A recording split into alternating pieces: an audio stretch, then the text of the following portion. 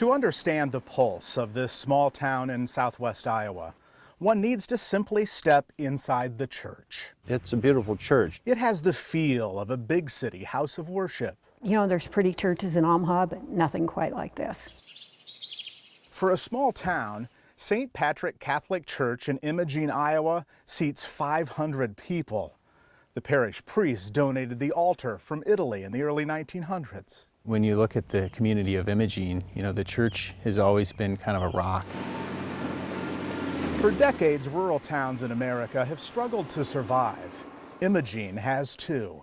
The ranching community from the 1860s soon turned to the railroad boom. The daughter of one of the railroad engineers had the name Imogene, and that's where it got started. 5 years ago, Imogene city leaders discussed whether the town should cease from being a town anymore, meaning no local government. Imogene needed inspiration. With the church, the rich heritage here, the Wabash Trace, and just the proud people that come from Imogene, I was never worried about it. Rebecca Castle helped start the Sons and Daughters of Imogene, a community betterment organization. They tracked down a free playground from Des Moines Public Schools that wasn't being used there, improved another gathering spot in the shadow of the church, the ballpark. The makeover included the concession area, covered by grant dollars. They replaced the dilapidated scoreboard with a dry erase one. The tarp has a history too. It used to cover the field at Omaha's famed Rosenblatt Stadium, former home to the College World Series. We wanted to form an organization that could help the town out. At last check, 69 people live here in Imogene, but surprisingly, the churchgoers are out-of-towners.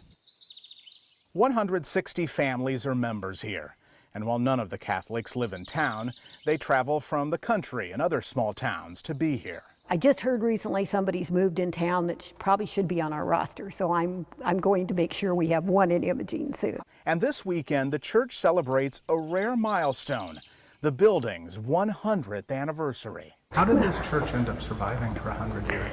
Well, I tell you, it's the faith, I think, first of all, and they wanted to have a church in Imogene, and they would do whatever they could to keep it here. Part of what the beauty of Imogene is the youth.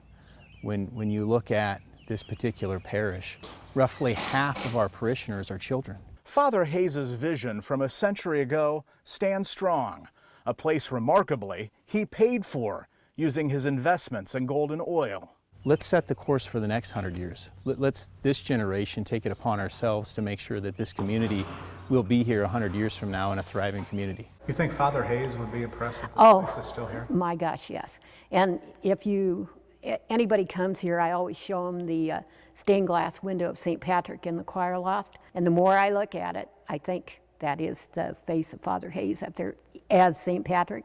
And he is looking down at us. I mean, there's sometimes I can just feel him. You know, I think he would be very, very proud 100 years later. In Imogene, Iowa, with photographer Jim Hinchuk, I'm Brian Mastery reporting, WWT6 News.